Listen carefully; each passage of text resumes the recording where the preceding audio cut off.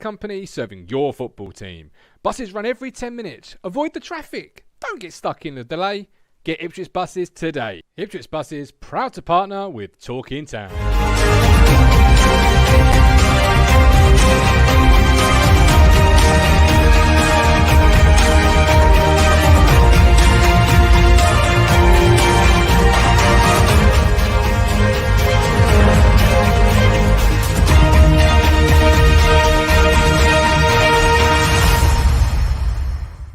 Hello again, my friends, and you are my friends, and welcome to Sunday, the flagship Talking Town podcast. It is 1:30, and we are here to deliver the views and opinions of Matthew Phillips and Richard Moss on your football team. And of course, as it's the last in the series, we're going to look at the squad today. We're going to give the ratings individually, player by player, on how we viewed their season. And then, but don't worry, we're not going anywhere. We're back next week with the start of season. Well, technically it's season 3, but it's our second proper campaign covering the Blues. Obviously, the first one was the COVID stricken one. I can see the chat is very busy, and why would it not be? It's a Sunday in May with the weather absolutely howling it down. Anything I had planned in the garden DIY wise was out of the window when it started to rain, of which I was very sad. Not. Colin is tucking into a bit of roast beef. Love it, Colin. Love it. Hopefully it's not too tough and chewy.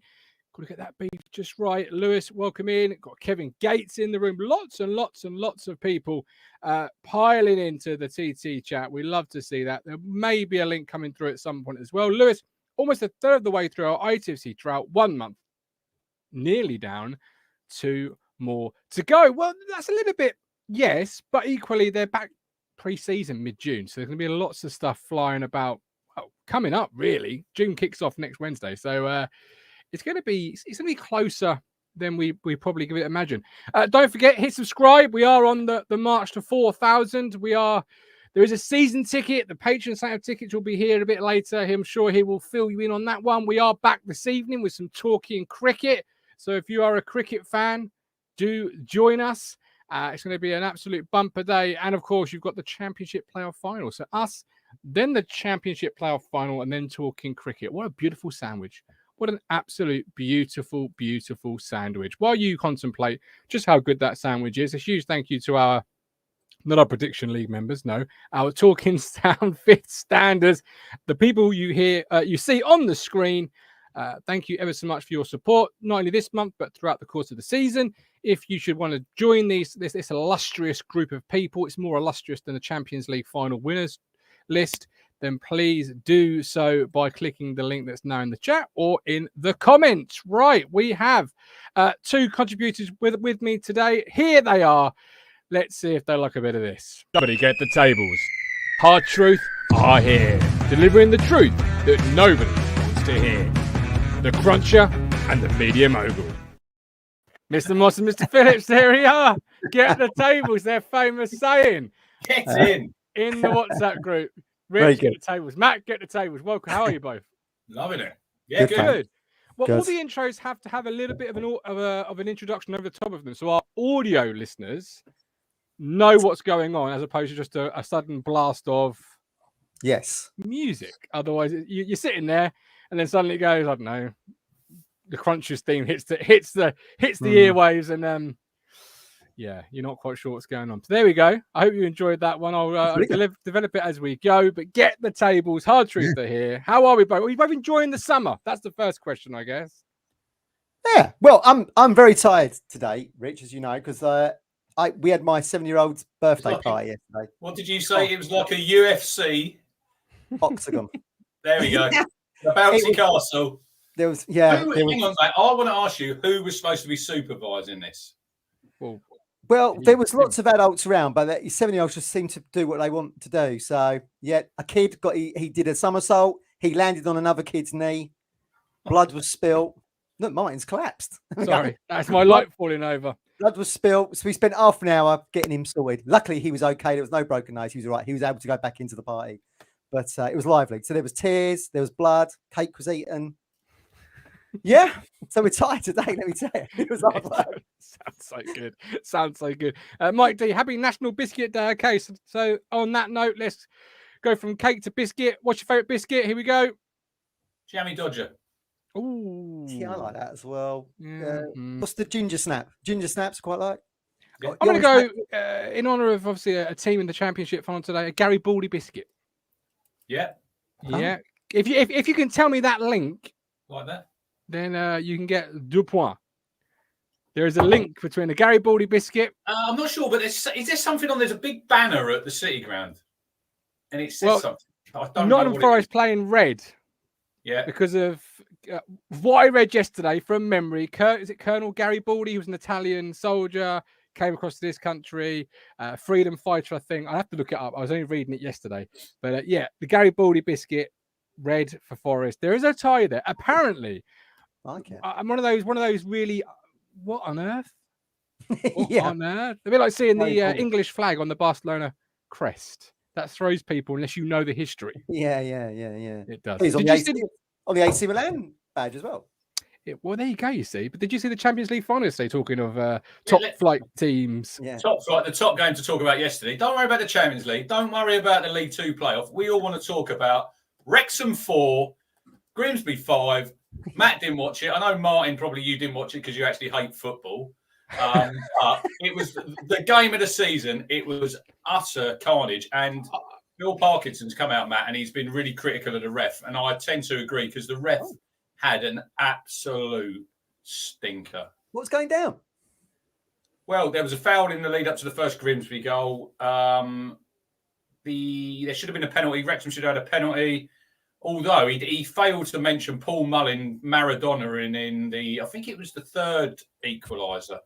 He's in at the far post. You couldn't see it in full speed. There's no way you would have seen it. But the game was brilliant from end to end. You know, just look what we missed out with Paul Hurst, Martin. Yeah, Paul Hurst, man. Yeah. Apparently, Lewis Robertson crunch and missed the winning goal. Had to take his missus out. Yeah, just took her down her friends when I come up. They literally just scored. Waterfall, the centre back. I think that's Luke Waterfall. He used to actually play for Wrexham. There was quite a few sort of crossovers who played for like the opposition. Waterfall, centre back. Yeah. That's nice. 7 goals this season. I was thinking, we could do with some of that. Great tune by All Saints, I think that was Waterfall. Well, if you go Waterfall, go chasing Waterfall. No. Stone Roses Waterfall. Come on, that is the tune. Do I look like a Stone Roses fan to you? Sunday morning. And actually, this footballing hatred is a little bit overblown. I was watching, I'll have you know, St Johnstone Inverness before we went live today. I saw the first leg of that during the week. The 2-2. Yeah. It was 4-0, wasn't it? The second leg. 4-0 second leg. I was doing my physio, and the first leg highlights came on, and I was like, "Oh, okay, that piqued my interest." Then the second leg highlights came on, and I was like, "Right, I'm here for this. I'm here." So I don't hate football. It doesn't, you know. I was thinking today, you matched that up in the chat. I thought you might have wheeled out the Ollie Hawkins poster because he had an absolute mare. I don't know where that is. In all honesty, he made that rash challenge on a yellow. It'd already been booked because he sort of pushed someone in the face, and then 5 minutes later, it's literally. I saw the tackle. Ashley Bell with the tinfoil hat. You have to think that it makes business sense that the National League want to keep Wrexham in there. Well, the link is, he's in the garden with some coat hangers. We've got a lot of money, and everyone's expecting us just to roll over next season and win this league. You know, a load of brand new signings. Yeah, and Wrexham, they've got Paul Mullin up front, and they've got Ollie Palmer, the guy they signed from AFC Wimbledon. They've got Ben Tozer, the guy with a massive throw-in. Prize, yeah. They've spent a lot of money, and they were there yesterday. The two Yanks, you know, Ryan Reynolds, and they were, disappointed. Money doesn't buy success. And they lost the trophy final, didn't they, to Bromley? Yeah, lost 1-0. Yeah. It doesn't, but they will also be viewing it in the same way we are viewing our season, with it not being a success. Mike D says, good to see Deadpool crying in the stands. I mentioned the Champions League final because I want to bring something to the attention that absolutely got me yesterday. It was apparently Everton fans setting up a fake company called Coach Innovations Limited to bring quite a few Liverpool fans to Paris for the Champions League final. And obviously the bus driver, Richard Arlison, never turned up. And just to confirm, there is the HMRC Customs House Actually, document, and it exists. Richard Arlison is the director. I am here for this type of shithousery from away fans. I dug it. The moment I saw it, I was like, I'm all over that. That is epic. How do you see it, Matt, being the ultra? I don't know. It's funny, but also a bit sad. Why is it sad? From who? From whose point of view? Because people have got enough time to put that together. Can we all see this? Look, there he is in the bus. There he is. It's very creative. I'll give him that. It's very creative. That's taken some. Why did everyone think Liverpool points. just had to turn up to beat Real Madrid? Everyone was like acting like Real Madrid was crew turning up to this game. I didn't understand that. Oh, don't go and ruin it, Ash. Don't go and ruin it. Ashley, don't go and ruin it. Don't go and ruin it. It was the greatest joke in the world, Ash. Don't come and ruin it on me. Don't ruin my Sunday, man. I'm sitting here thinking, this is great. We hadn't got to worry, though, because Norwich will never, ever be in a position for us to ever do that. But I was thinking more. Did you hear Michael Owen's comment after the game? Liverpool are the best team in Europe, he said. Well, I heard him say that Real Madrid were lucky to get out of the group stages. Didn't they win all 6 games? They've Look at Liverpool's route to the final, Matt, and they had it pretty easy, didn't they? When Madrid have beaten Paris Saint-Germain, they've beaten Man City, they've beaten Chelsea, they've beaten Liverpool. Now, you can say you might have a little bit of luck in one of them games, but when you do it 4 times, and that's, the 14th time they've won it? Ancelotti, that's the sixth time, Matt, that he's won that. 4 times as a manager, twice as a player.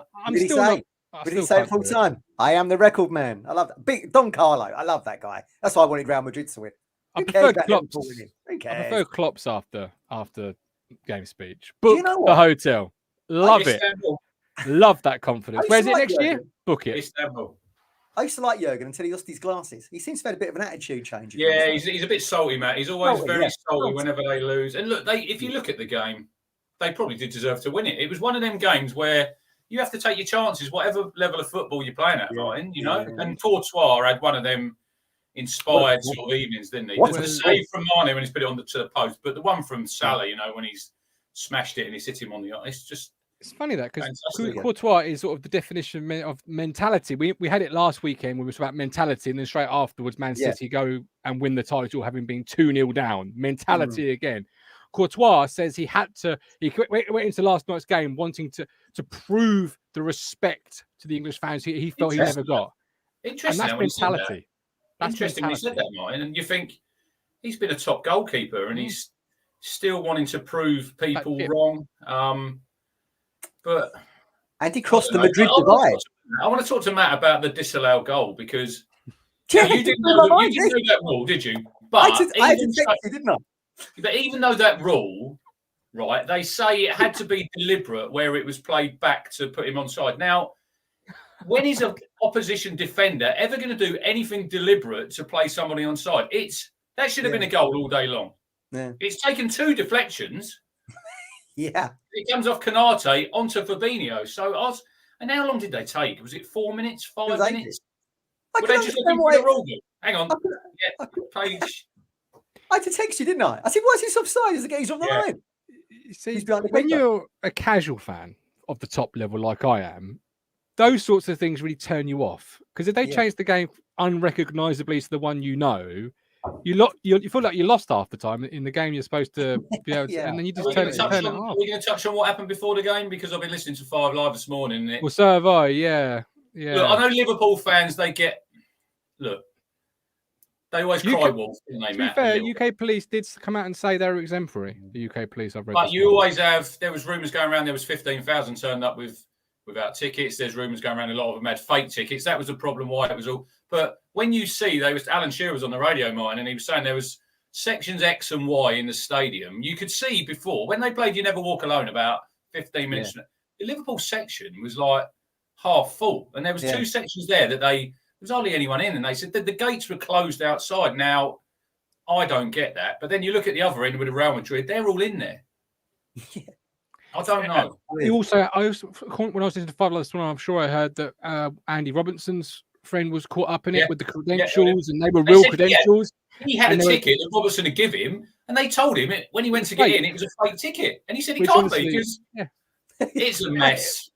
And to be fair to the fans that were climbing the fence, if you're fit and healthy, and I'm not condoning it, and the game's kicked off, and there's a fence in your way, I can imagine when I was 10 years younger, I probably would have wanted to fuck that fence. I'm going to get in that game. I've got a ticket. I paid all this money for it. It does always seem to be Liverpool. I will just say that. It just does always seem to be when there's trouble.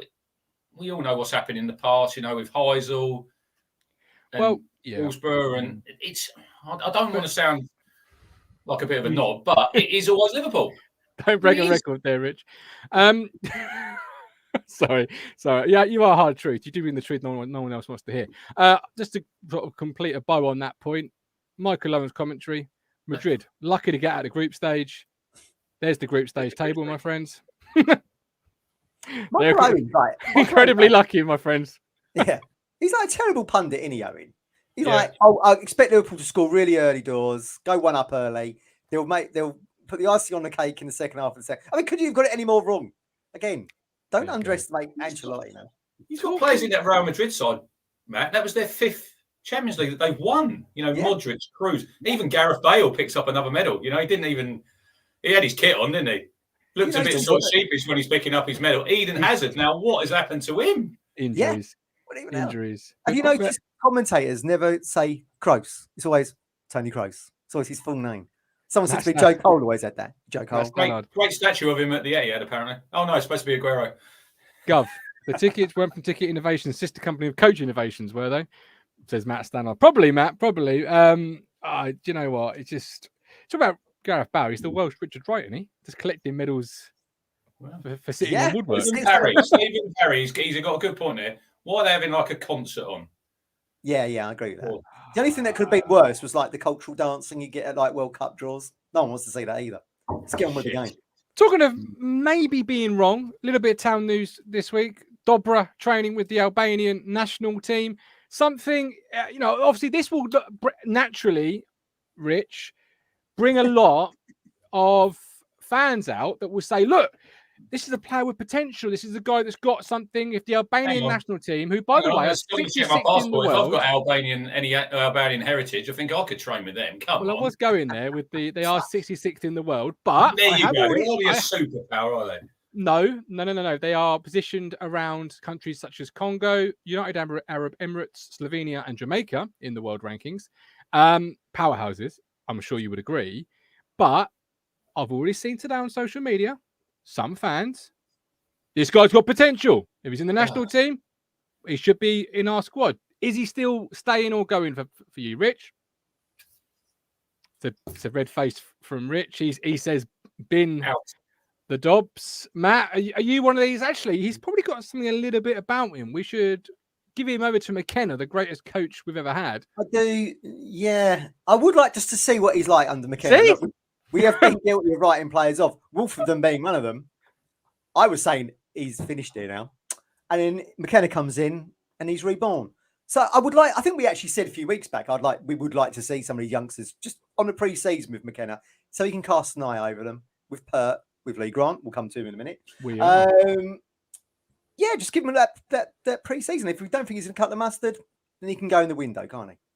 Difference, I suppose, with Wolfenden, Rich, was actually he'd done something at a senior level. Yeah, he went to that Swindon, and he had that loan, and then he came back, and he impressed under Lambert. I always remember Wolfenden, right? Do you remember that game against Swindon? It was on Sky when Twine scored the worldie. Yes, I do. And we just lost to them, and I think it was for the iFollow. They pushed him out, and he'd done the interview afterwards. I don't know if you remember it, Matt, and he was nearly in tears. They sort of, when you'd lost, and you'd think a senior player would have come out and spoke to the press and that, and he didn't. And that always sort of touched me a little bit of thinking, he's one of us. He's come through as a kid, and it means a lot for him to play for us. And if you listen, Martin, he didn't really want to get up for training. He thought he was going. Look, with Dobrik, it could be you have a different voice, a different coach, because everyone's got different opinions on different players. But yeah, I just think Dobrik goes. We've mentioned it before, Rich, and Matt's mentioned it in the comments there, Matt Stannard. The loan was a terrible move. You said that at the time. We said that at the time. Go away, do what Corrie and Darby's done. Go out of your comfort zone. I mean, Corrie's gone what? Air United? Has he gone to before? Salford he's gone to? Yeah. Now that is a kid who's really serious about his career. Going down the A12 with players you already know, I just did not get that. Comfortable. Lee Anderson, Dobra does have potential, but time for him to move on. Paul P, if we're serious about promotion, we need better than Dobra. Serious about promotion this week. Lee Grant confirming his retirement from football, and the very next day starting as a coach with Ipswich Town, a first team coach, not a goalkeeping coach, a first team coach. Rennie Gilmartin carry on as a goalkeeping coach. Where are we on this one, gentlemen? I'll kick us off. It would be, I would feel hypocritical if I didn't sort of criticize Gary Roberts, Paul Cook, and then go, "Oh, McKenna and Grant, round of applause, bravo, what a great move." I'd feel hypocritical. Over to you two, Matt.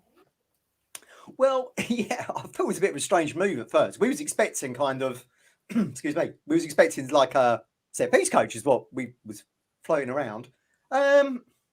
Lee Grant, where's a goalkeeper? Unusual a goalkeeper would come in as first team coach. Look, I've done a bit of digging off some of my contacts from the FA. Everyone's got really good things to say about him. You know, he's had a 23-year career. That speaks volumes, doesn't it?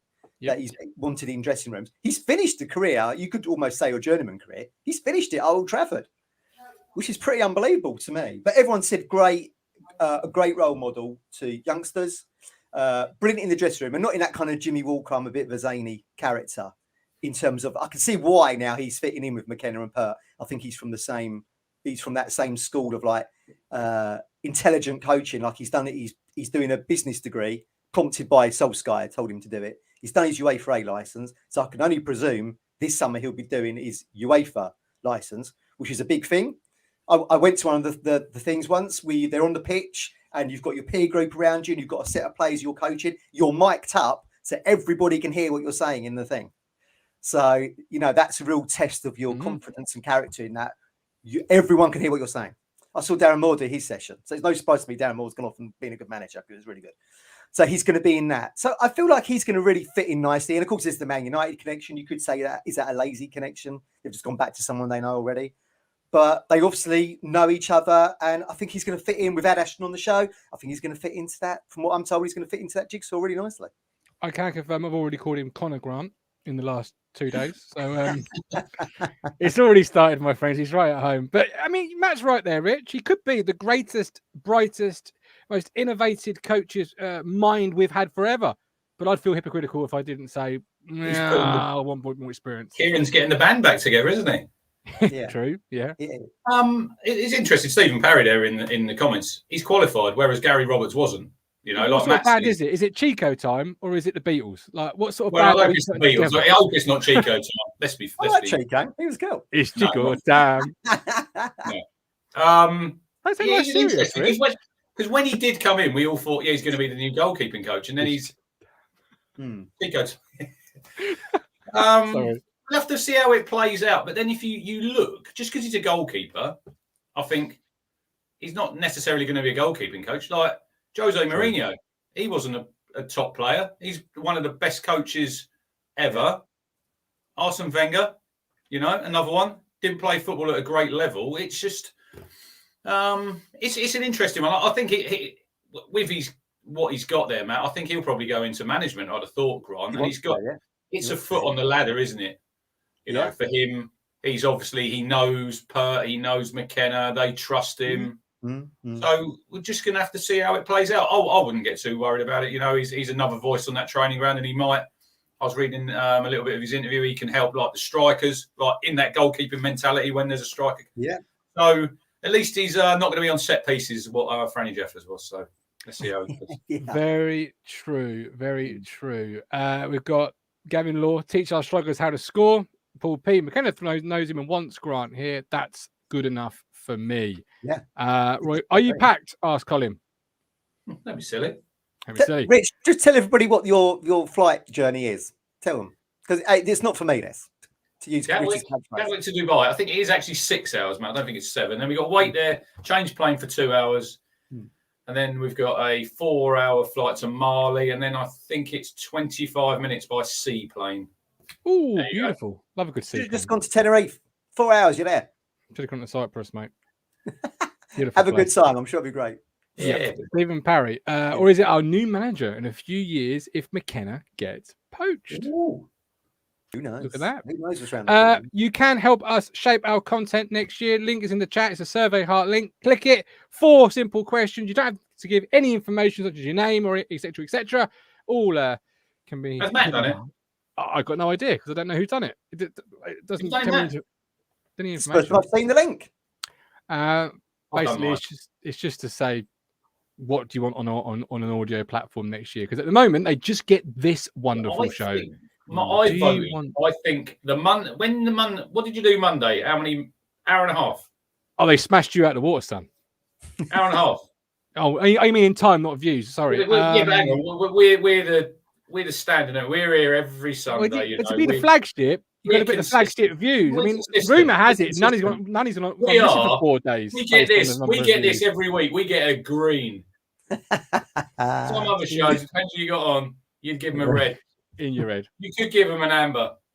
But this one, we're here every week. We're like you. We're like Colin, who's got roast beef today. You know, we're like that Sunday roast. You rely on us at 1:30. It's on the table. With the gravy. There you go. Proper gravy. Northern. I think the Monday and the Wednesday, they're well worth to go on the audio links because I watch both shows. And I think if people are like travelling to work or you can't watch, you want to be able to listen, don't you? So I wonder if you'll be able to get a roast in the Maldives. Of course you can. Rit bar? Yeah, maybe. Please don't. Maldives. Don't be that sort of person that goes abroad and has to try and find a Del Boy Cafe somewhere. I like those. I do cultural when I do the Del Boy Cafe. I like those. They're good. Salt the earth people in there. My kind of people. You know, I watched last Sunday talking to Del Boy. Miami Twice was on that. Yeah, I've recorded that, haven't I? What a film! What a sit-down show that was. Talking of films, I watched a film last night. People Do Nothing, big in Japan, and loved your buddy G. Oh, 17.99 from Lewis Robinson. As it's the final Sunday of the show, it's just to say thanks to the 3 of you and everyone else involved with the great entertainment. TT going from strength to strength. Be kind to Matt Penny in the grade. We'll get in there in a minute, Luke, but thank you very much. You see, I promise you being kind to Matt Penny. I can screenshot that now and send it to my wife and say, see, it was me worth staying at home and not going on holiday with you this week. Lewis Robinson's come through. Steve has just reminded me. Barry Gibb is in Miami Twice, isn't he? He's watering his plants. Yeah, when they're going by. Yeah. Why have you stayed at home and not gone away? I was due to go away, hence no shows this week. But then I got a message saying cricket show Sunday, Gov. Don't forget.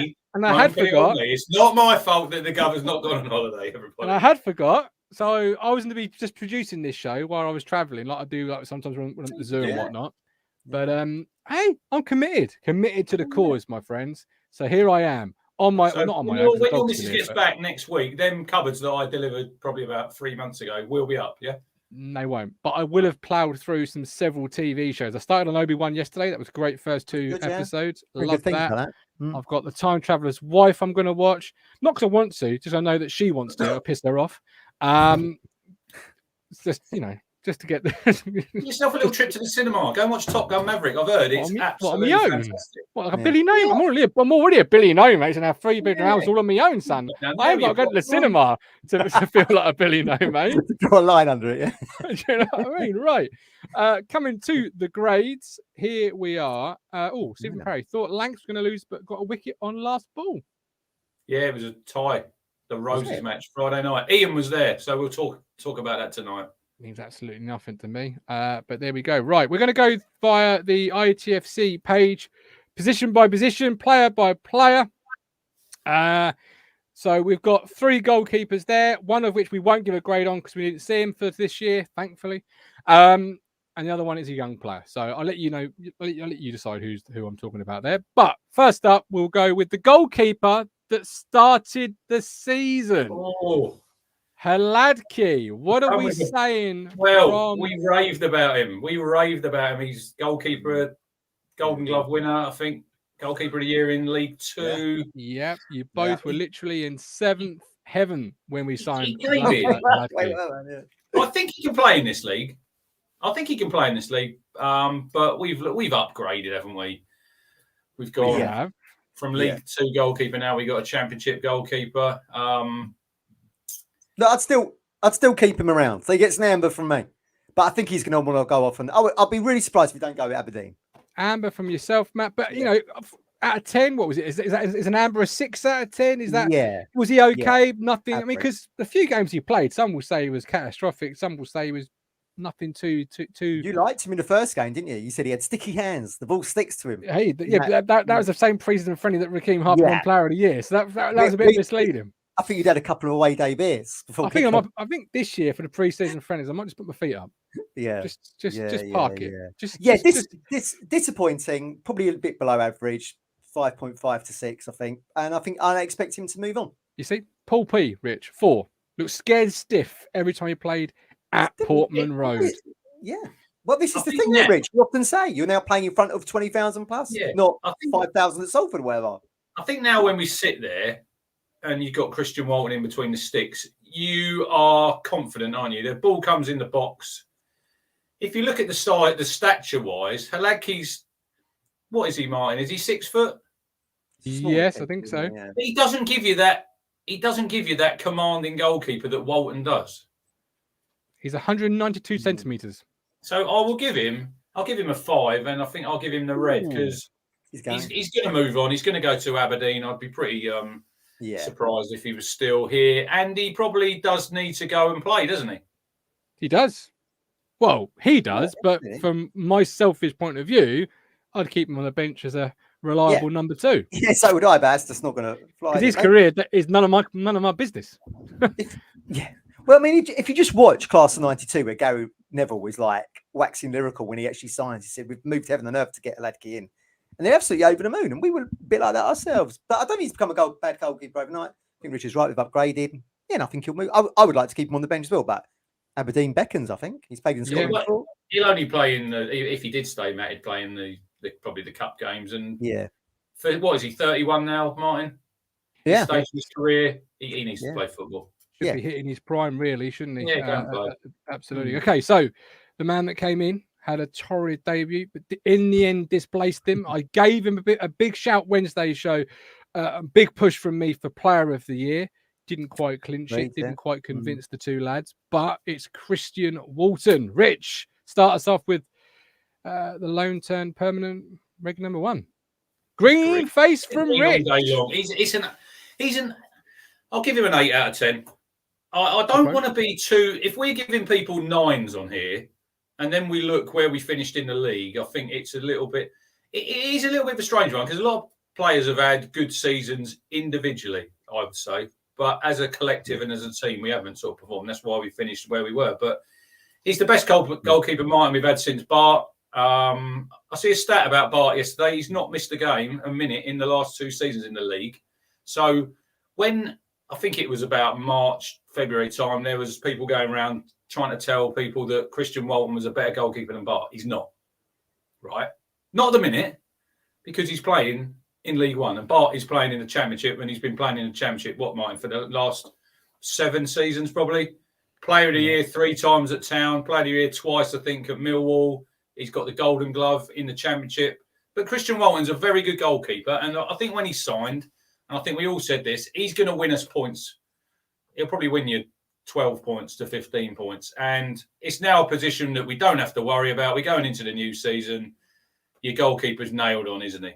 And that's what you want. You want a solid goalkeeper and you trust him. The only thing when he signed, I thought with his feet, he wasn't the best. But I think he's improved because obviously nowadays, Matt, goalkeepers, they've got to be good with their feet. Look at Joe Hart when he was at Man City. Pep came in straight out because he wasn't confident with his feet. He got a goalkeeper in there, Bravo from Barcelona. He was good with his feet, but he wasn't very good with his hands. But Christian Walton, 8 out of 10. I'm happy with him. We can't hear you, Martin. There you go. Do apologise. I said 9 from me, 8 from Rich. For 9, see my reasons on Wednesday's show. That Bart one, just before Matt chimes in with his rating, is an interesting one and shows the importance of a good medical department and negotiation, because his deal to Millwall was held up on suspected knee issues. Yeah. And he ain't missed a minute of football. So that deal, I don't know the ins and outs of that deal, but I'm sure it went from a certain figure to another figure based on on a medical department, really sort of doing its job, if you like. So, yeah. Full credit to Bart. Love him. Absolutely love him. But I'm sure I remember that right. There was a knee issue that was flagged. He was off, wasn't he? You're right. Yeah, Yeah. it was off. Yeah. And as fans, we were all like, he's not missed a game of football, even with a knee injury. It's crazy. But it just shows the level of, negotiation at that top end. But yeah. I'm a 9. Richard's an 8. He's the closest to Bart you're going to get from me. I think. Yeah. Matt, what do you think? Yeah. I'll go 8 as well. Little green there for me. 8. Look at that. Yeah. Arguably could have been player of the year. Horrendous debut, not all his fault. You're only as good as your defence sometimes as a keeper, aren't you? But yeah, he is an upgrade from Haladki, and he's made some great saves. I thought Bart was all right. I mean, I've never forgiven him for the Carrow Road headless chicken moment. I'll never get over that. That's I think Walton's just as good as him, to be quite honest with you. He could have gone to the Championship, could have signed for Luton, was the rumour, but he's decided to stay with Ipswich. And he did come from a Premier League club. So, I think he's got... Look, I really like Bart, and I used to vote for him for Player of the Year in that 3 seasons running, which I rarely do for keepers. But again, I looked at Walton this year, I thought arguably he could be. But I think it shows you some mental strength that he got over that horrendous debut as well. He's found his home as well, Matt. He's found his home because he was a bit of a travelling around on all these loan moves, wasn't he? Now at 27, he could easily be our goalkeeper for the next what? That's my home. And Craig from Portsmouth makes a great point there. If we get promoted, you're not looking for a new keeper, are you? Yeah, completely agree. Kieran Baines, £4 coming for next season. Up the town, Kieran. Thank you very much, brother. We appreciate you. Little fun fact here, little quiz for you. Go on. Height-wise, who's taller, Haladki or Walton, according to the ITFC website? It must be Haladki if you're saying it like that. Oh. Walton's 6'5". Right. So you saying Walton? Yeah. Walton. Rich? I'm going Haladki because otherwise you wouldn't have asked it. But can we guess it's Haladki? But can you guess how much bigger, according to the ICC website? What are we going in? What are we? Centimeters, my friend. Going in centimeters. And Haladki is how tall? Well, I'll tell you how tall. You told us he was 192 centimeters. I was listening. There you go.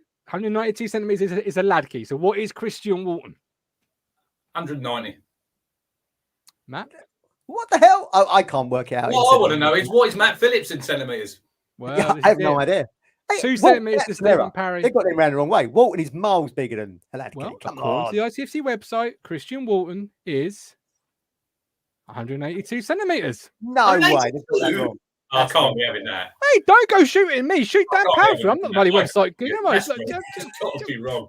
Someone in the comments put their actual heights in for us, will you? Maybe we need to contact the club. It's not my fault, is it? Don't go blaming me. Don't shoot the messenger. You know what I mean? Come on. 10 centimeters. That's why I mentioned it. I was like, wow. Feet and inches. That's how we do, isn't it? What I want to know is, there was them little kids on that bouncy castle yesterday. Did you get on the bouncy castle? Oh, I had to go on just to clear up the blood.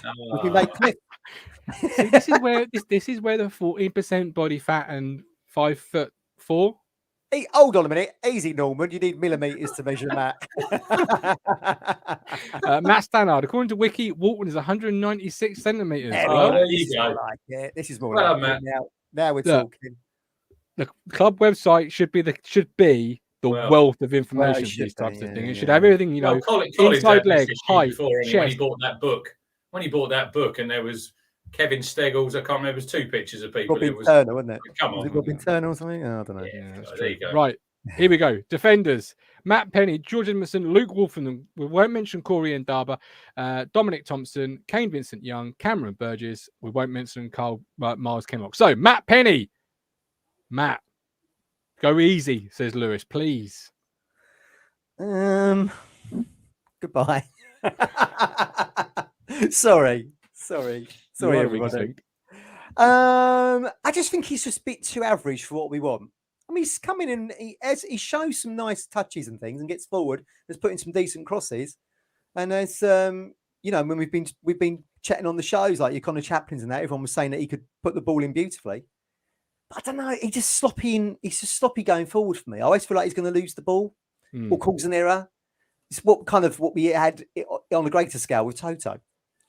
He'd show good touches, and then suddenly, he's like he's never seen the ball before. But I don't think Penny's as bad as what Toto would be, but I just feel like we need better options on that left side because at the moment that's our weak link. You got Wes Burns flying down one side, and we've got no one doing the same on the left. So I don't think Penny's going to cut the A mustard. 4 out of 10 for you? Is that fair to say?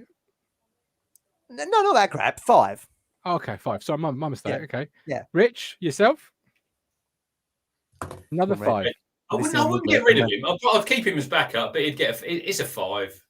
He was everything that we were told when we had, like I said before on here, Martin, when we had the lad on from Sheffield Wednesday. It was.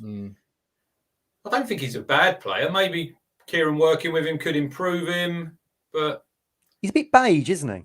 He's a bit beige. Got not enough about him, I think. Magnolia. Sorry, Lewis. Yeah. Sorry, Lewis. Great colour, Magnolia. I'm having it for my kitchen, I think. A lot of whites, isn't there, in B&Q for paint? If you look in the comments there, Matt, they're mostly 5s, aren't they?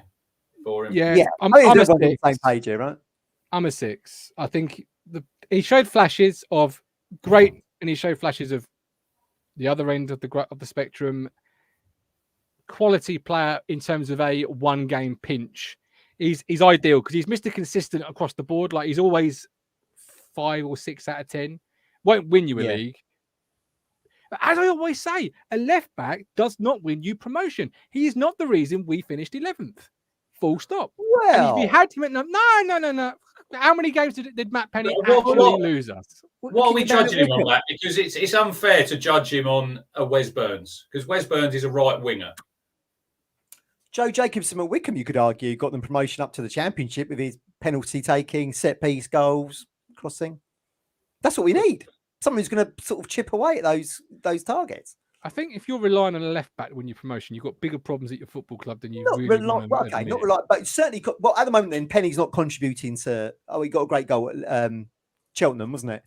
He's not really contributing. Now look at Jacobson at Wickham. That's a guy that is chipping in with assists, with a great set piece offering. Why can't we have the same? All right, Edmundson. I'm a 7. 7.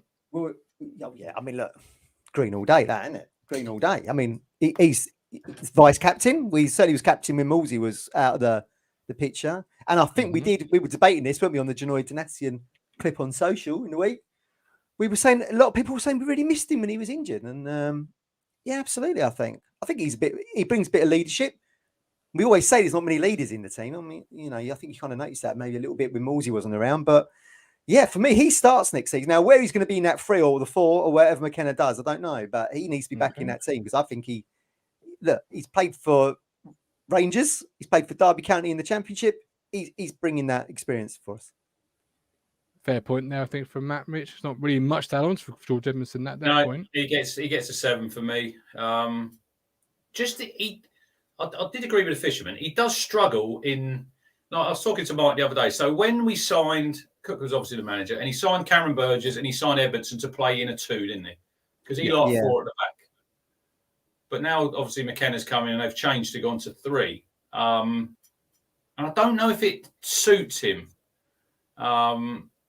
He's not going to get the centre-back role because Wolfen's got that nailed down, Martin, at the minute. Look, we don't know what happens with injuries. He might be lost to form. We don't know what happens moving forward. But I just don't see him as that left-sided bombing forward like JD can, because JD's a right back. This is what I'm saying, where we're a little bit imbalanced on that left-hand side because Donatian can play centre-back, Matt, but he's also plays a lot of games at right-back. So he's a natural, whereas Edmundson, when he goes out to that left-hand side, I know he's only shifting over a little bit, he does look a little bit uncomfortable, but he would still be in my starting 11 at the start of the season. When people in the week saying, Corey Ndaba comes in, well, he doesn't for me, because Edmundson's got enough credit in the bank from what he done last season. Ndaba's done well at League 2 level, but as Mike D said in the chat there a little while back, Halagki, League 2, Player of the Year. I'm not getting where everyone thinks. I'm not sure where everyone's getting this. Edmundson's looking lost on the left. I thought he looked all right, mate. I thought he looked okay, and he said he was a miss in the team when he was out. Well, that's concern. I mean, he needs a bit more defenders when you played in the Championship. I don't mind if Edmundson plays on that left and he doesn't cross the halfway line. If you sign a decent left back or a left wing back or whatever, that will take a lot of pressure off that anyway. So he's there for me, first and foremost, to be a defender. That is his job, and he does it bloody well. And he does. Come on, let's all be in the chat. George Edmundson was one of our best defenders, Matt. I agree. Injured, you know, so going forward, I know. Look, football's changed. You had Sheffield United change it when Wilder had the overlapping centre backs, but I just want him first and foremost to defend. And if he defends and he's doing his job, that's good enough for me. And then you've got whoever your left wing back, or whoever your left back is, if you can give not what Burns gives down the right, because I think Burns is a bit of a one-off.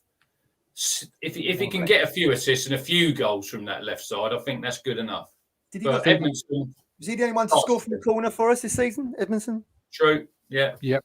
Stephen Parry, and with him there, we got a clean sheet record. I don't want clean sheet records. I want goal scoring records. So I take the point, but I still think he's a better defender. This conversation will go on across the whole summer. If we play two centre backs, it's him and Wolfenden. Well, let's move on to Wolfenden. Mentioned a lot on Wednesday's show. Gets a 9 from me briefly because he was mentioned a lot on Wednesday's show. What are you two both saying about Luke the Wolf? Well, of course, green all day, right? It's green all day. Absolutely green all day. I've actually colour matched my smiley faces with these straws. Creative. Yeah. No, he looked like he was out. He looked like he was out the door, didn't he? And we were all saying that he probably would be out the door. So for him to come back again, that is showing the mindset that we keep talking about. What mindset have these players got to get this club from League One to the Championship? And I think Wolfenden's got it. Absolutely. And it's great to see. It's great to see him push to go on from what probably in the rubbish bin to here we are talking about saying he's now on to start. So I think that's great. And it's a plus for the academy as well, isn't it? It is. What about Kane Vincent-Young, Rich? Because double figures from the Phillips. I don't know if he's going to tamper those expectations. I mean, he'd probably be a player I look to move out personally with Matt Penny still at the football club. It's got to be a Matt Penny or KVY next year for me in backup. What about yourself, KVY? He gets a 5. Can I just pause there to say Joe Jacobson's made 374 appearances at left back in his career. Thank you. All right, calm yourself. Calm your farm. Don't be trying to pull walls from my knowledge. See, get in those tables. Get the tables. He came in and he had 9 games before he got injured, and he looked absolutely fantastic, didn't he? I remember the goal. He scored that goal at Shrewsbury. He scored the goal away at Gillingham. Since the injury, we all remember we were talking about Christian Walton. The Bolton game.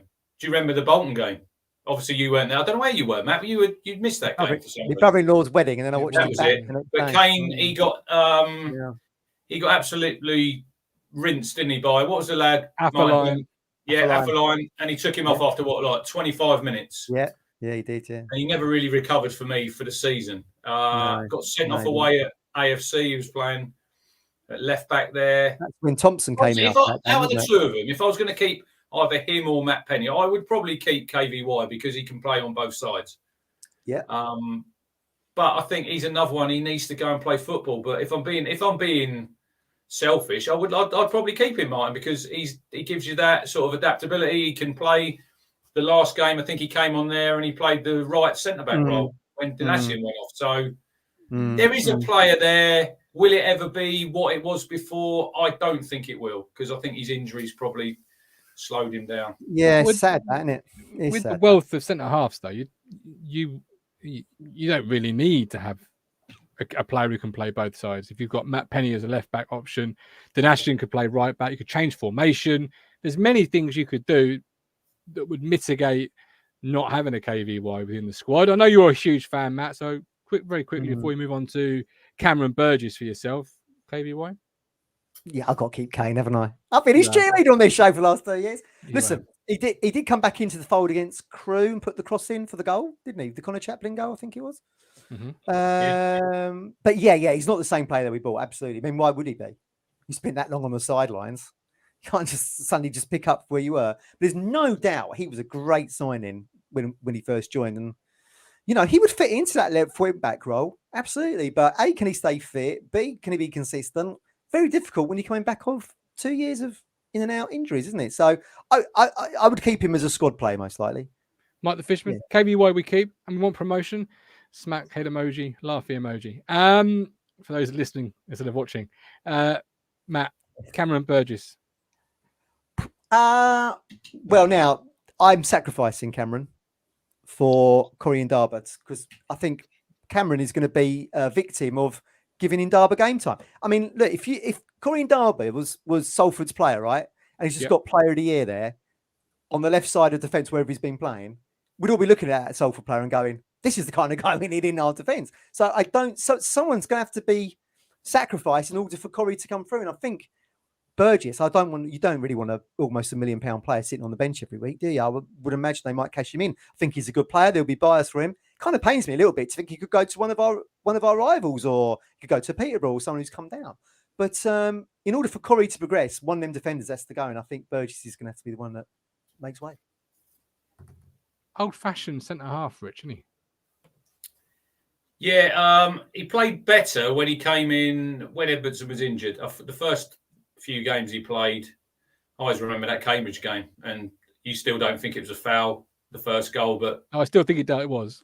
Joe Ironside, I thought he'd give him a real tough time. I'll give him a 6. With the money you've paid, like I said, when he was signed, it was obviously Cook signed him and Edmundson to play together, didn't he? Yeah. He can play in this league. No doubt Cameron Burgess can play football in this league, but I tend to agree with Matt there. If you've got Indaba back at the football club,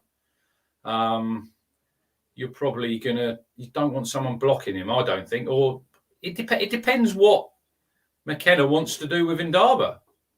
It all comes down to what he thinks. And he might want to keep 2 centre-backs, Martin, because if you get an injury and a suspension, you're probably going to need both of them. But yeah, Cameron, I think he probably suffers because of Indaba, and I think if it was up to me, I would sell him. So yeah, I'll give him a 6.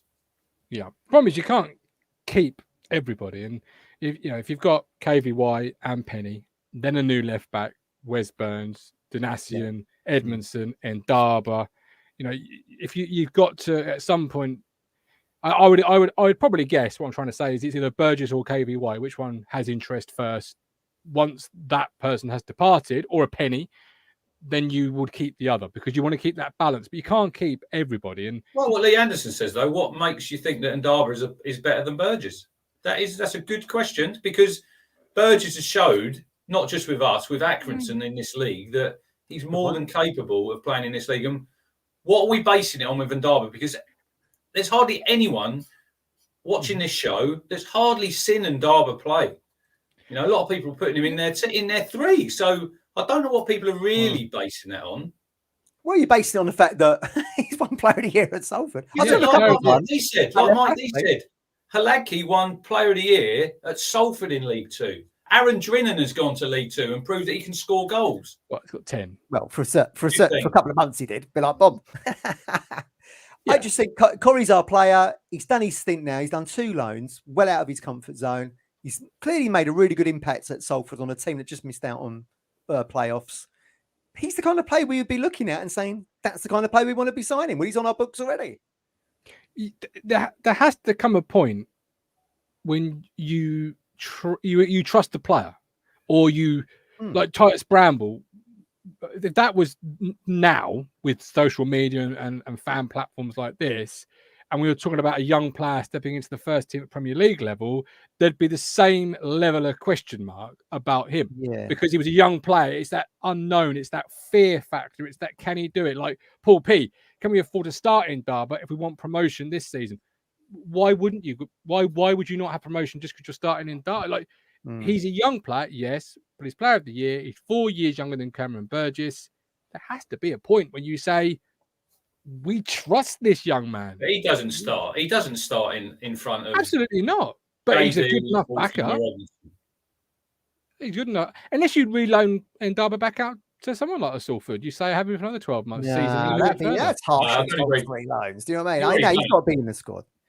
I think this is his season when he can break through. I see what Lee's saying. He's saying if he's that good, he's not going to block Burgess anyway. But the fact is, you don't want a near £1 million player, defender, sitting on your bench, and he won't want to sit on our bench either. No. It's not Botany's pity in Arizona, is it? We might be, I don't know. But I mean, in terms of business management, you're better off selling an asset. that people will pay $500,000 for or whatever. They ain't got many of those. Who's the biggest asset at this point of their career then? Is it Cameron Burgess or is it Corey and Darber? To a selling club, to a buying club, rather. I would Burgess say has done it in this. Burgess has done it in this league. Yeah.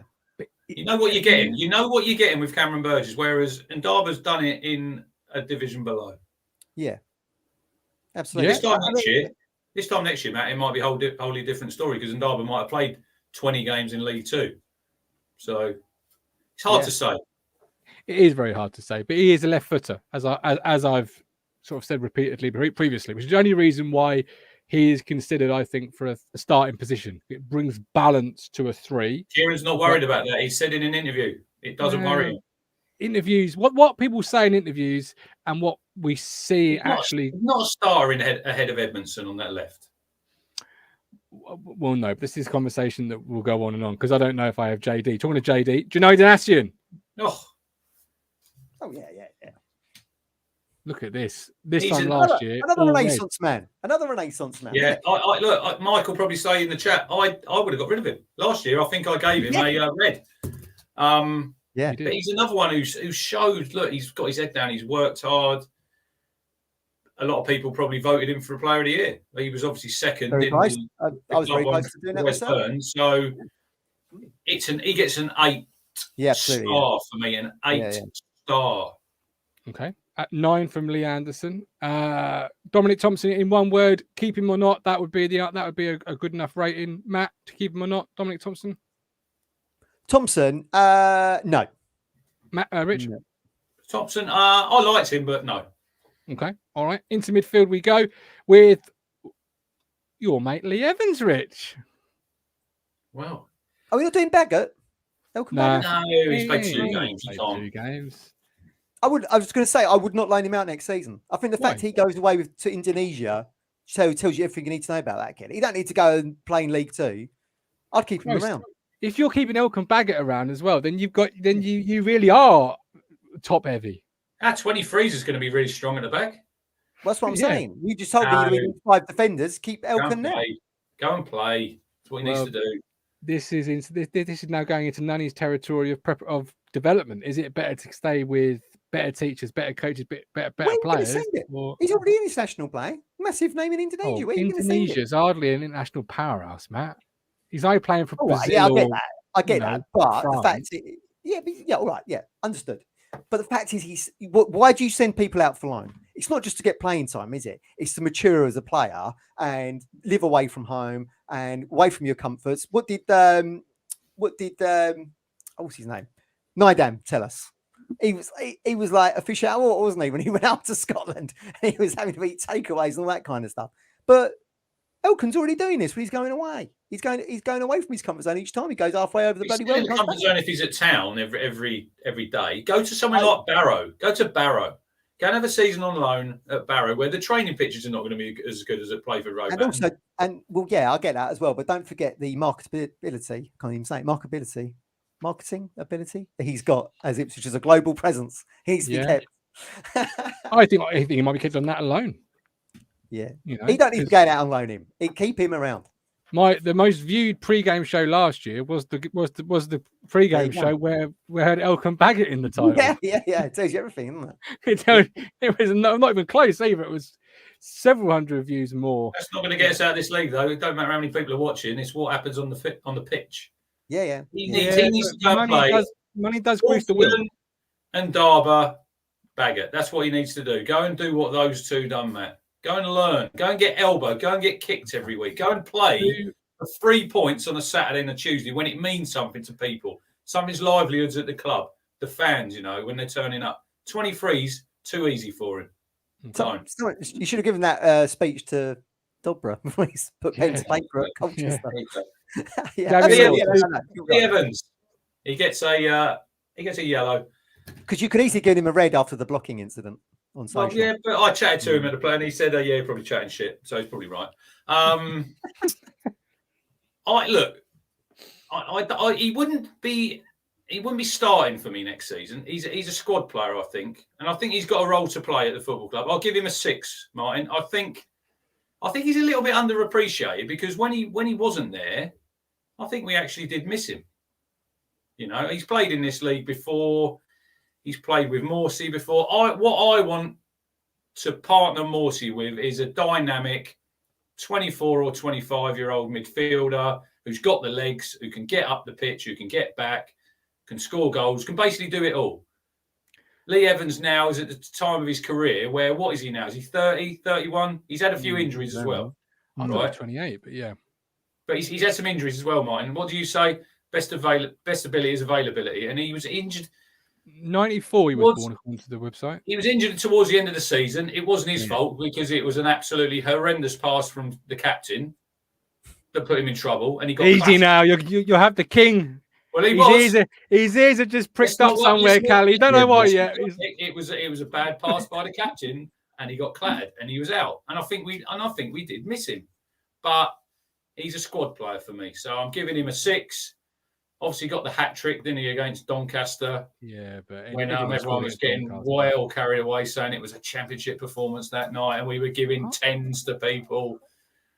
Yeah, 6 for Lee Evans. I was one of those people giving 10s. I'd keep quiet, Rich, if I was you about giving away, because I've got some clips from that night still on the computer somewhere, so I could easily just go on a little fact find mission. I don't think I've ever given anybody a 10. Oh ever. No, but your reaction that night was like everybody else's. You scored a hat trick. That's 10 out of 10, isn't it? Come on. Yeah. Was it almost the perfect hat trick as well, wasn't it? Lewis, everyone's saying. Oh, he's there. He's there. I told you.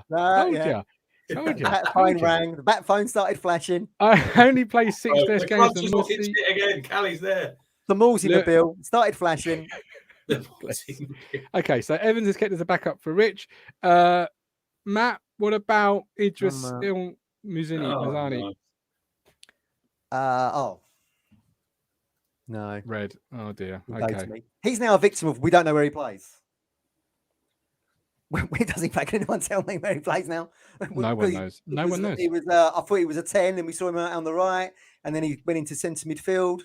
And he had that debacle the first half against Sheff Wed, and then he was quite good in the second half, and he got hauled. No, his career's done for me. Yeah. Time to move on. Okay. Talking of sort of time, position, where do you play him? Carl Edwards, Rich. Not asking you to keep him or stay or rate him. Just this time next year, is he still going to be in the midfielder section of the website, or are we going to consider him more of a defender next year with a left wing back? I've said about him before. I don't want to be. Next season when we start, we need that position nailed down. We don't need to be trying to find out about a player and trying him there. And if you're going to try him there, try him in maybe some of the cup games and see if he can do it then. But not when we got 3 points up for grabs, and we need to have a good start, don't we? I think he's got a lot of talent, Kyle Edwards. I think it was the Cheltenham game away when we lost 2. In the first half, he was fantastic. And then, like Cook said, second half, we stopped giving him the ball. If you've got him in your team, you need to get him on the ball, and he can make things happen. I know Martin, he scored no goals. He got no assists. I get that. But he's moved to the football club. You know, some of these people, it takes some barking. Who let the dogs out? Big fan of Kyle Edwards. It'll take a lot of people, maybe 12 months, to settle somewhere new. You know, you're meeting new people. You've got to find somewhere to live. But he's one I would definitely be persevering with. You know, I think he could play in this league. I honestly think, and get him on that pitch in pre-season. You know, Kieran can work with him. And I think he's a confidence player as well. You know, if he can start the season well, say he scores a couple of goals, Matt, in the first 4 or 5 games, I think he could be off and flying. I really do. Okay, all right. He gets a red from me. You never read. Too many question marks. Doesn't seem to have across the ball very well. Can't score. Got injured. Not the kind of player we need, really. I would much rather have someone like a Nicky Cadden from Forest Green. Okay. Tariq Backinson, Rich. Would you keep him? Yes, no? You should be asking Matt this question. That's why I didn't, because I'm not going to get a very impartial answer. Big T, baby. I'm on the fence. I'm on the fence with him. I think he was. I'm giving him a 5. Okay. Yeah. What? No, look, we all need to. This is another thing, Matt. We all need to realise where we finished. You know, did he improve our team when he came in? No. Yes. How? Come on, Matt. Tell me, why did Big T improve our team? Tell me why. The recycling of the ball. You know, you keep saying, you said last week, what was one of our strengths under McKenna? Ball retention. That starts with Big T, man. Absolutely. I see a lot of times when he gets the ball and he gives it away sloppily. He's not perfect. He's not perfect. He's not robot. He's a but what about that goal against Charlton? Yeah, great goal. Great goal. Come on. He's just what you need. Pass to a blue shirt, perfect. But this is what I want someone to come in who can start alongside Morsy, right? And then you'd have Lee Evans as your backup. Where does that put Backinson if you sign him, Matt? Starting with Morsy. No way. You want to read one of the same midfield too? You get out of this league. You won't be. Tariq Backinson will not be helping you get out of this league. I'm sorry. Can I just remind you, Backinson is a McKenna loan signing that he played almost every week. He obviously likes him. He'll sign. He had to because he had Tom Carroll. Well, absolutely. Needs must. There you go. Yeah. Already out the door. Big T's going to sign. Come on. Big T's going to sign. I know it. Mine's quiet. Press the wrong button. I was just going to say, sorry about that, gentlemen. My hefty elbow. Newsflash there from Gavin Law. Chesterfield been beaten by Solihull. 3-1. What a shame. Oh dear. Started the season at Town, ended it as a loser in the playoffs. But linked with Barnsley, Matt, by the way. Yeah, I wouldn't think much. Really? Yeah. There you go. Backinson, I agree with you, Rich. If you bring Backinson in, you're going to have Morsy as your starter with a question mark next to him. Then you've got Evans, Backinson, Harper, and Humphreys. If you've got rid of Elmirs as 4 backup, you've got so many backup, but not enough quality starting pieces. Tariq Backinson was not better than Lee Evans. Nowhere near it. Harper would be out the door, surely. Okay, remove Harper from the equation. You've still got 3 backups with no starter because Backinson and Evans. You need a backup for Morsy, don't you? Flip a coin. He'll get red card and about 20 yellows. To be expected. So you know you're going to lose him for a stint. So you do need your backups. I mean, look, Backinson all day for me. But I mean, look, just an opinion. Yeah, no. I just Humphreys out on loan, says Stephen Parry. Yep. Who's who? I agree with the fisherman there. I agree with the fisherman. But other than Lee Evans, Humphreys for me would start ahead of all of them. He would. Based on what? Based on what? Evidence. He would. How many times has Mike seen him play? All right, let's start Elkin Baggett ahead of everybody else. I'm just saying he would start ahead of Elmirs. He would start ahead of them for me and Backinson. I'll be loading him out. Based on half a game where Charlton were in flip-flops and playing with a beach ball. It was a nice assist, to be fair. Listen to Kieran Dyer. Listen to Kieran. He knows him. Look, when we saw him speak, that kid's got his head screwed on. I think you liked him. He's got captain potential. You can just tell. But I think he's one who needs to go away and maybe play in League Two for a bit. Yeah, I agree. Yeah. Big game person. Oh, where do we stand here? The old Amber out here. See, that's a fence sitter. Don't like fence sitting. Listen, I'll tell you why I've gone Amber. I've been debating this. It's because last season, for me, he did not hit the mark at all as the person who was supposed to win his promotion. Okay. All right. It's not all on his shoulders, but certainly big game person went missing in quite a few big games. And the Amber is, so on that, he gets a red. But my Amber is still, I still think back to that first loan spell. What a player. And we saw it in flashes last season. So you do think to yourself, do you really want to lose that potential there? But I don't know whether or not I would actually sign him. Would I try and get him back on the loan again? I don't know. I think there'll be takers on the continent. I've said it before. You could easily, someone like Schalke or Werder Bremen coming up into the Bundesliga could be looking at him. I think it'd be a hard push for Ipswich to keep him, to be honest. Or sign him. Rich? Oh, I'm gonna change my mind. Oh, at the door. Look, an opinion. Big fan of Selena, but I did say, he had COVID, he had that heart problem, but when he came, it's not excuses to players, Rich. It's another question mark over them because we like them. You've got a Luco, you've got a Luco staying, you've got Chaplin.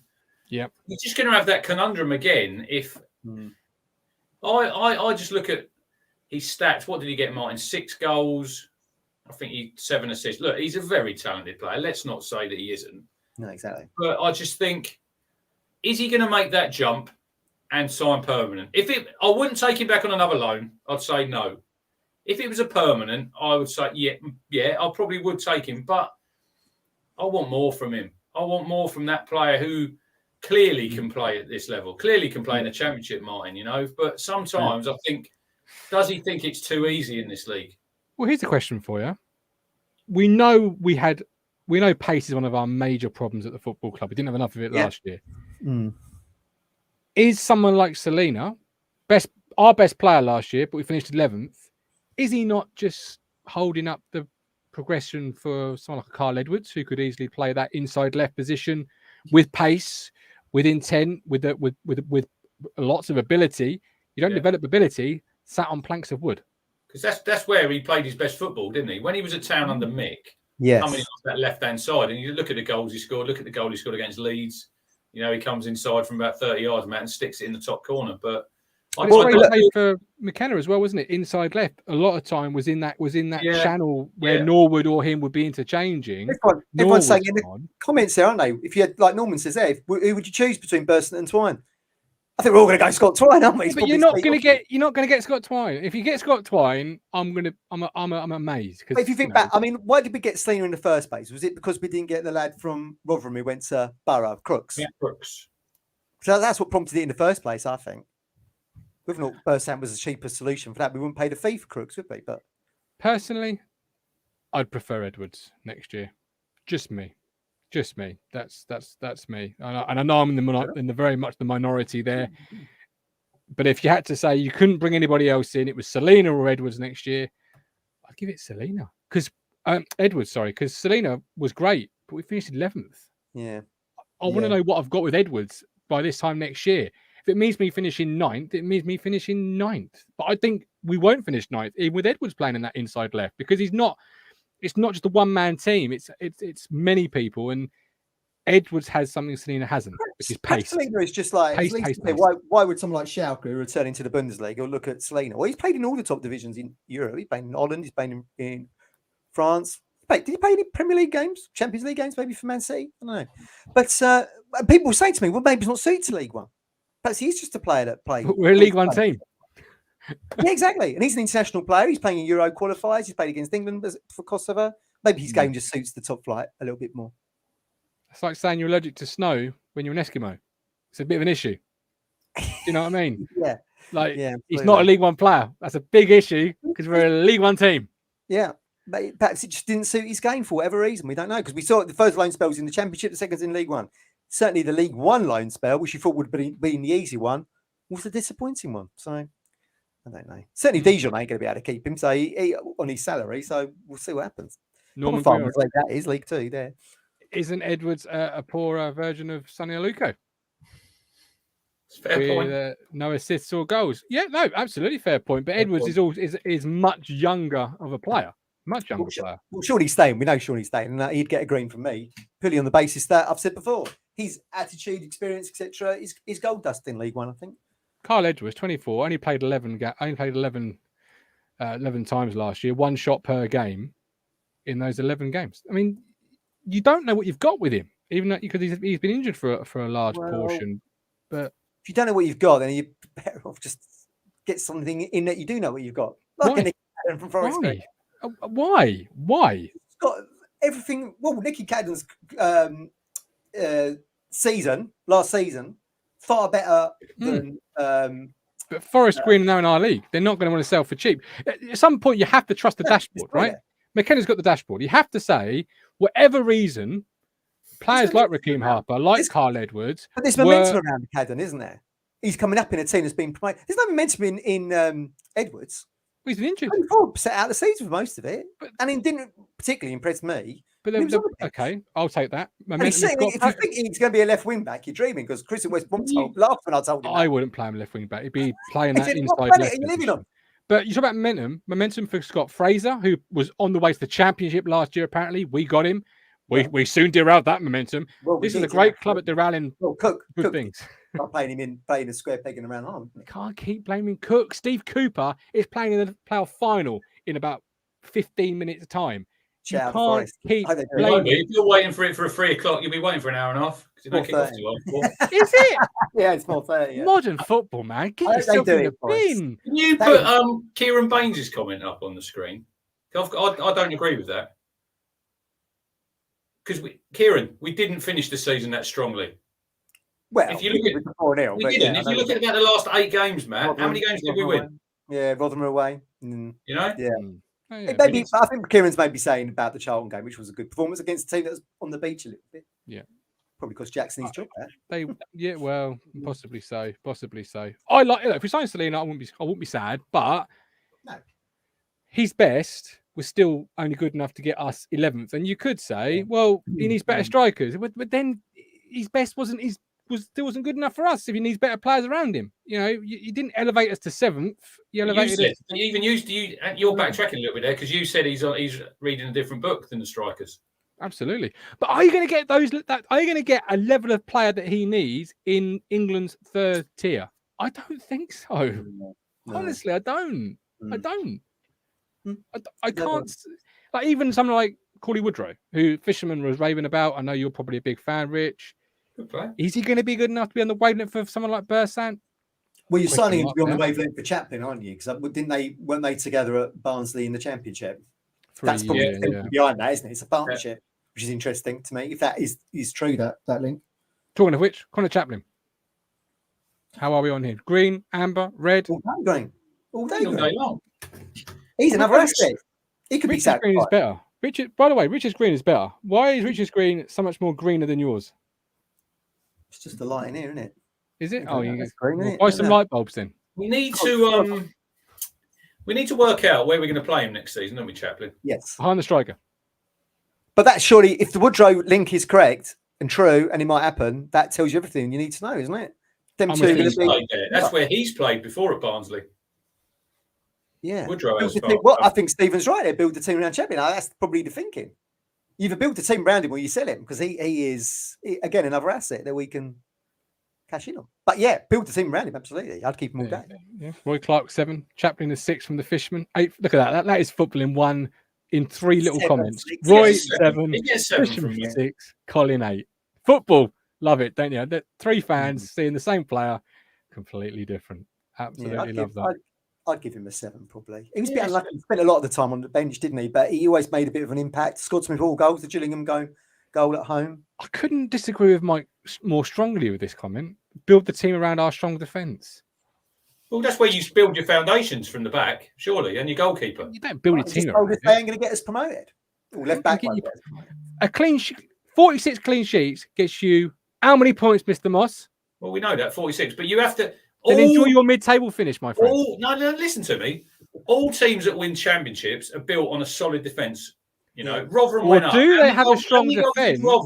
How many goals did Rotherham concede last season? About 30, right?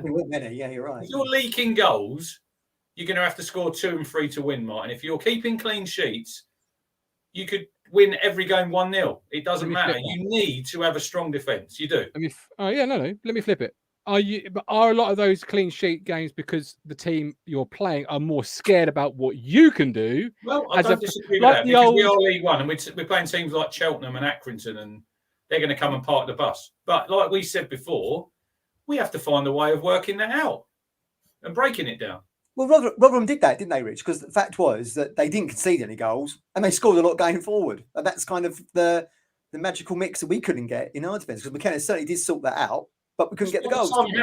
Simon Harris says there, the spine being strong wins titles. It does. You've got a good goalkeeper, your centre back, your centre midfield, and your striker. We haven't got that striker. You've got Sam Morsy in the midfield, +1. So we've got the foundations of a decent team. Yeah, we have, But we just need to build around it. Okay. Joe Pigott. No. He stays for me. Does he? 2. Okay. I'm going to pull you up on there because a minute ago you were telling me about a player arriving, takes time to settle, blah, blah, blah. Yeah. And then immediately after 12 months and everything's going on in Joe Pigott's life, you're going 2, bye-bye. A lot's gone on, but I just think he needs to move. He's another one, Martin, at the age of his career, he's 28. He don't want to be playing second, third fiddle. That is disrespectful, don't it, too? No, he's been awful. He's been dreadful. Come on. He's been dreadful. He scored one league goal all season. Well, they give him another one at Burton, which clearly was an own goal. He scored one league goal that was a penalty. Yeah. So you can't be too. Look, but how can you catch him in on those stats? Though that's the thing. Look, I would give him a red as well. He'd been disappointed, and I'm a big Joe Pigott fan, Matt. You were a big fan of him when he arrived, yeah. I said he'd get 24 goals. You know, yeah. But he's had a lot go on. Look, his dad passing away. It's affected him. He never really. Paul P's right there. He hasn't shown anything for us. He's right, and he looks a different player in that Wimbledon highlight reel. Mate, I mean, Mike Fishman said this all along, didn't he? Perhaps he just doesn't fit in at Town. He's gone from a big fish at Wimbledon to being just part of the pond at Town, and he just disappeared. He just disappeared there. You aren't going to get many better third strikers. But then you can't catch him in. He won't want to be a third striker. But how are you going to say you can't cancel his contract, can you? So how are you going to sell him on? There's no value. What you don't sell him on. You scored one penalty. You don't sell him on. Why do you have to sell him on for? You just want to keep him on the bench, do you? Yeah, third. I'll keep saying. I've said it every single Sunday through the summer, and I'll say it again. Just get me 8 to 10 goals, Joe, and you'll be my best friend. I mean, look, that's a hell of a return on the back of what he's just given us, though, isn't it? But his potential is there to do it. And we look at Carl Edwards, played 10. Oh, we don't know what we've got. Look at Joe Pigott, played 10. Oh, we know exactly what we've got. We either have to say we've seen enough from Carl Edwards as well, who's played 10 games, to know what we've got. You're keeping Jackson and you're keeping Pigott. And how many strikers are you adding, Martin? Just the one. No. Just the one. And what, in a one up front system with kind of Chaplin who can also play up the top as well. Yeah, absolutely. You don't need more than one. One striker. You best explain your 8 to 10 goals to Mike there, because he's saying that ain't going to win any promotion. You're seeing the goals spread around the team, aren't you? Is what you're 8 to 10 from your third striker. Yeah. With 10 to 12 from your second striker, and then 15 plus from your first striker. That's is certainly more than enough. You've lost I agree with the fisherman. In what way? Tell me, and I'll answer the question. I can't see Joe Pigott wanting. I'll tell you what, where I sit is where they go and warm up. And I'm fucking sick and tired of him seeing running past me, running backwards, and he goes, sit down. 15 minutes later, all right, Joe, give him a little clap. The fucking miles he's put on up that line is more than he done on the pitch. Running up and down that line. Why do people clap the subs when they're warming up? I don't know. You clap them when they first come out, but I wouldn't bother after that. No. Little ripples. Little ripples. He'll go somewhere else in this league and he'll score goals. It won't be for Town. I don't think it'll be for Town. Let me, because I'm going to. You've obviously not agreeing with my number of strikers being brought in. Stephen Parry says he's bringing 2 forwards in. Yeah. So you're playing 2 up top. No, I'm going to bring. It's the Will Keane effect. Look, now valued at $1 million. Yeah, yeah, exactly. Yeah. Because for me, I think you need 1 striker, 1 attacking midfielder left side, and a left wing back, and a box-to-box midfield player to move Morsy back. What is Caden Jackson? What number striker is he? Your third? Number 2. He's your second striker. He's got 21 goals in 4 seasons. That's one of the reasons why we're in League One. I don't think the goals have to come from. I don't think the goals have to come from the central position in this formation. Man. You've got 3 players behind the striker. It'd be great if one got 15 plus, but it's not essential. It's not absolutely essential. We nearly got inside the playoffs, not a million miles away, but we were in the end, with Macaulay Bond not scoring for 800 years. Like, if you just had defenders, your back 3, by the way, 3 of them on 5 each, that's 15 goals. See, I agree with Lee. We need 2 strikers, we need 4. So I've got Jackson and I've got Chaplin can be my 4th striker if needed, and I'm bringing in 2. I'd bring in Woodrow, it'd be ideal. Another one, I'd like that Marcus Force from Brentford, Matt.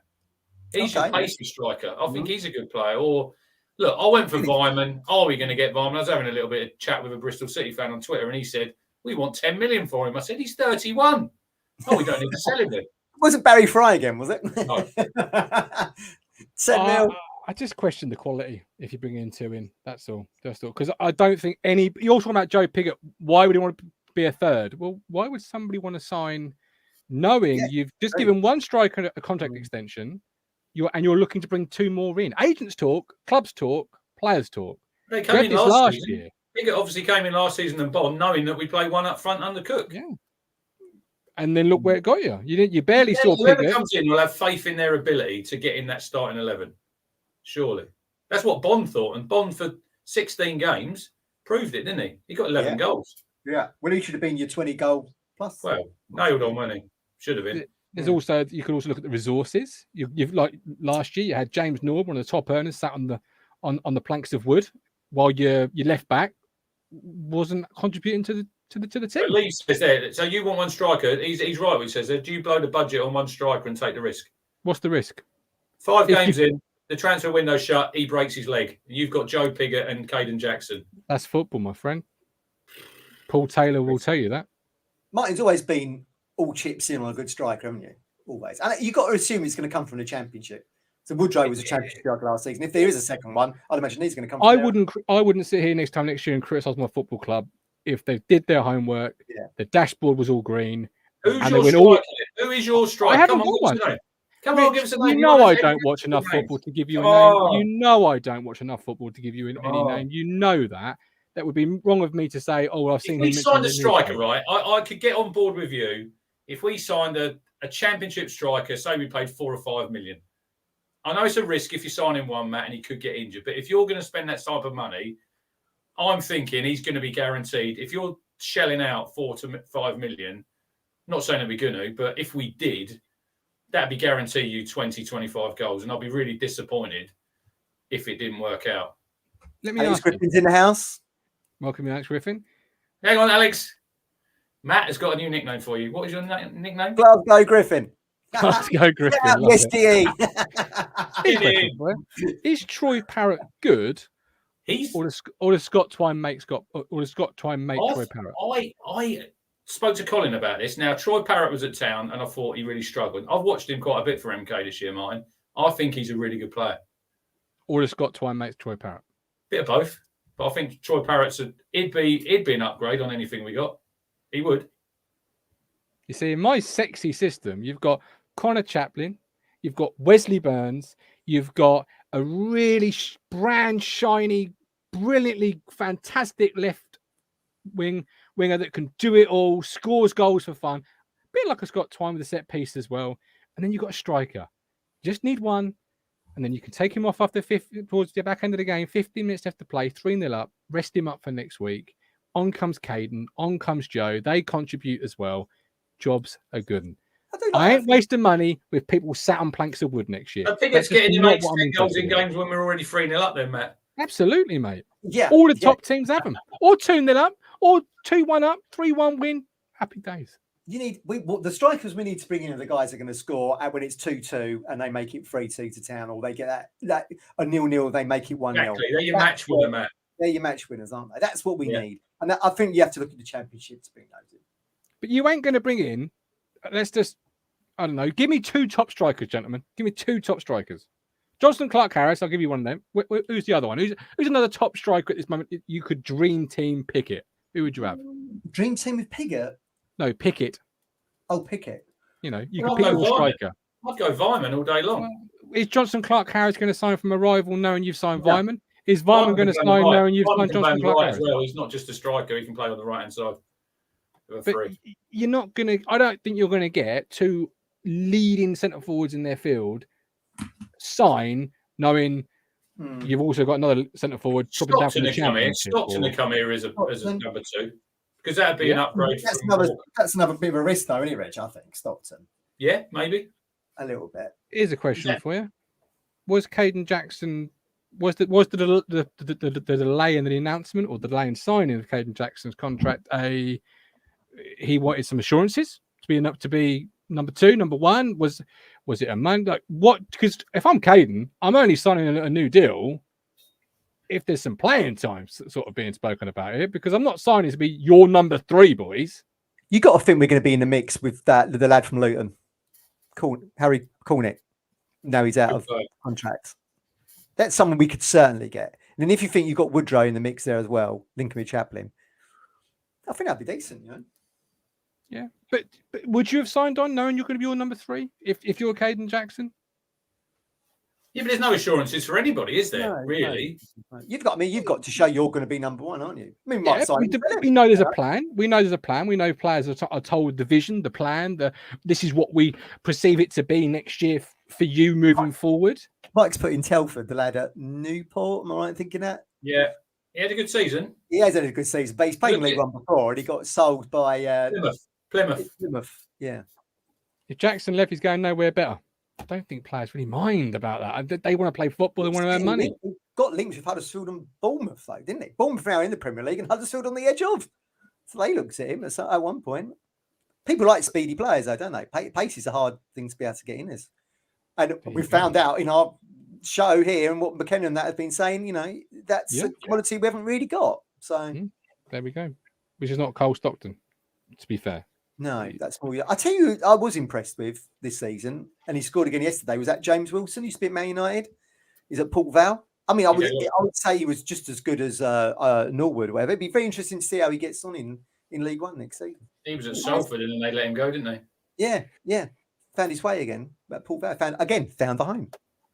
All right. Well, there we go. I think we've covered everything. I'm not going to ask you about Sean Luke.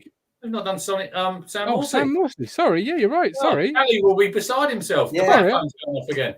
Sam, I just give it as a given. It was a real, greens across the board. Green. It's a green all day long. 8 out of 10 across the board, surely. Yeah. We were lost in midfield until he signed, weren't we? Let's face it. I mean, look, Evans and Harper were all over the shop, weren't they? That contributed, I think, and that was Cook's fault as well. Contributed to the fact that he didn't have that Morsy style engine. Leadership, call it whatever you want, and then he rocks up and wins 6-0, albeit against a poor Donny team. But I mean, look, how much did we miss him when he got suspended for them 4 games? So, Callie wants rid of Morsy. He says, "Red, get rid." Worst midfielder than Douglas. There you go. See, Callie's now coming through and showing what he truly thinks of Sam Morsy. Yeah, I mean, look, again, there's rumours that he could be off. You don't know, do you? I mean, if I was Sam Morsy, I'd be looking to get back into the Championship, maybe with Wigan, where I'm a cult hero. But what is the current level with what's going on with it? I've lost track of what's actually going on with Sam Morsy because Callie said some stuff. Then obviously you read other stuff. What is actually apart from that link? The link that didn't have no foundation to it. That's all. Right. Really. Does Morsy want a new deal? Is that what Callie's saying? I think they were talking about. I mean, he's only I think he's in the last year of his deal coming in. I think is he? No, he's got 2 more years. Oh, is it 2 more years? Is it? Yeah. So maybe he wants to see, argument's sake, maybe he wants to see his time out at Town. We know he's invested in the project of trying to progress through up to the Premier League. Yeah. We'll see. Get a solid player beside Morsy, says Rob Pooley. Can't disagree with that. Big T's your man, isn't it? No, it's not. He has 2 years left and he's settled here, says Callie. Okay, 2 years. Settled. Is Callie his agent? Is he his agent? He could well be. I don't know. Mate, you'd be surprised. We get Matt Penny's agent coming from time to time. So, who knows if not, it could be. But yeah, I mean, he had a really good season for us. Exactly what we needed at that point. I love Sam Morsy. I think he's me too. Culture and professionalism. We said on that show, didn't we, on the transfer deadline show, he could go on and be a Matt Holland for us in terms of presence in the midfield, connection with fans, plays international football, shows that leadership quality on and off the pitch, ticks all the balls. You don't want to lose that. Again, gold dust. That's gold Wes Burns. We've not done Wes Burns, Player of the Year. You're missing out. Oh, well, get him gone. After an hour and 30, I thought, well, there's some players you don't have to mention, like Wesley Burns, he's just blown us all away, let's be honest. We made a good signing in the Phillips household this week. Back in the house. Ritz crackers. Green all day. Superb. Get on it. Yeah, I agree with that. I stole from the party yesterday. You're stealing food from a kid's party, man. I pay for it. I'll take it home if I want to. Right, as we finish, Rich, remind the people who are sat at home not yet subscribed why they need to hit subscribe. Well, it's going down. We are looking to hit 4,000 subscribers by the 30th of July. If we do, I'm going to give buy 2 season tickets for a child and an adult, and a guy called Moby on Twitter contacted me yesterday. He's going to buy another kids one, but we need to promote it. I've watched the last 2 shows last week, a Wednesday and Monday, Martin. There was no mention of it whatsoever. If we're going to hit Kate, you've got to up your game. Matt's got to up your game. And everyone in the chat, if you're on social media, up your game. I can't do it on my own. I think people, Rich, need to look at the bigger picture. Now, whether or not you like Talking Town or not, immaterial. But the fact that you could just press a button, because you go to football every week, whatever, and we all get a little bit entitled and take it for granted that we've got season tickets and that's our seat and we go season after season. People support Ipswich the same as what we do, and they haven't got that. They can't take it for granted because for a variety of reasons, they can't always go. They haven't got the money to go, etc. So just by clicking that button, you could make a real difference to somebody next season in terms of them being able to go and enjoy it, take their kid, their daughter, whoever it might be, to Portman Road, and then start them on the journey that we had back in the 80s when we... You might have first-time fans there as well, Matt, who go and then... Look, imagine you go to a game near the end of the season coming and Town are going for the league. Their memories are going to live with you, and then you're going to think, oh, next season, right, we're in the Championship now. I want to go more. This is how... You've got to grasp that nettle. So hopefully, like you say, if you watch the show, fair enough, look, click that button. And if you don't watch us, just click that button because you're helping somebody out. You're going to help fellow fans out. So we are Town, one community. Exactly. Yeah, absolutely. And just because you click the button does not mean you are betraying an allegiance you've sworn elsewhere. If that's how you feel, it just means you, as you say, you're helping the patron saint of tickets. We are 561 away, by the way, gentlemen, from 4,000. Not a million miles away, not whatsoever. No. It can be done. It can be done. And it's a huge commitment. The reason we've set 4,000 because it's a huge commitment from Rich to do that, to buy an adult ticket and a kids ticket. It really is. It really is. Yeah. So get behind it. Hit the subscribe button. It's free. And keep your eyes and ears peeled. But we're done for this week. No show tomorrow. No show Wednesday. Well, I say that unless I get bored on my own, then I might. Oh, come on, have a rest. Have a rest. You deserve a rest because you work really hard, mate. When did we make our first signing last season? 3rd of June. 3rd of June. So I might have been. You never know. I would think as well. I reckon. When's the 1st of June, Martin? Is it Wednesday? Wednesday. Yeah. New kit's got to be out this week. Well, there you go. So there's one show I'll be back for. The kit reveal. We'll have a conversation about that, and then if there's any transfers, I'll be up for that. I'll be here. Rich will be in Maldives. I'll have a look at the time difference. I might call in. Maybe it might be late at night. If it's 8:30, that'd be like 1:30 in the morning. So I think it's only like 2-3 hours, isn't it? 5. Oh, 5 is it? Yeah, 5. And if you've got any good TV recommendations, do get them in the chat, in the comments, DM me, Facebook me, whatever, because I'm not used to watching TV, having done the show now for the last 18 months. And if you are looking for more good content other than what we've done, watch Alex Griffin's stuff with Rangers. It's really good. His little journey out to Seville is a really good video. And watch the cricket show tonight. That's where I thought he was going. You got a special guest tonight, Matt. Who you got? So we got Ian's on, Rob's on, Brandon's on. Neil might be on. He's playing cricket if he's on. We've got Annie Chave, who is the editor of County Cricket Matters magazine, and she's the lady who had a little bit of beef on social media with Kevin Peterson. Oh yeah. Okay. So we'll obviously talk about that, and obviously the summer starts for me on Thursday. I know I'm going on my holidays, but the first test of the summer, Matt, is Thursday at Lords, and that is always the start of the cricket season for me. Charlie in the chat there. One Rovers Rob. Subscribe to him. He had a great interview with the Bristol Rovers goalkeeper, James Belshaw, in the week. Brilliant it was. So, his gear out as well. Will be with us on the 8th of June. Wednesday, the 8th of June. We are having Charlie on. We've got Mike and Callie as our contributors that evening. He's kicking us off with our Get to Know series and the lead up to next season. Bristol Rovers back in League One. We'll be speaking to him about their transfers, rumours, squad, etc. John Nolan. Yeah, John Nolan's a definite. Norman, the Monday show's a highlight of the week. Well, in truth, I was supposed to be going away on holiday and then getting everything ready for next week's rebrand. We've got some new artwork rebrand coming up. But new intros. Is it new intros for everybody?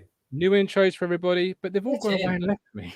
So, but I'll do the rebranding within a couple of days, and then you never know. I might go live. Happy Jubilee, everybody. The dogs don't talk back as much as they used to. So, we'll see. But we're done for today. We're back next week. Season 2 in the books. Season 2 in the books. Yeah. Absolutely. I'll see you next week for any transfers. Season 3 will definitely be. It's got to be a green, Matt, and it's got to be 100% better than season 2 and season 1 on the pitch. On the pitch. Yeah. We're on a journey, looking back on the things that we've taken for granted, but feels like we're learning to be better.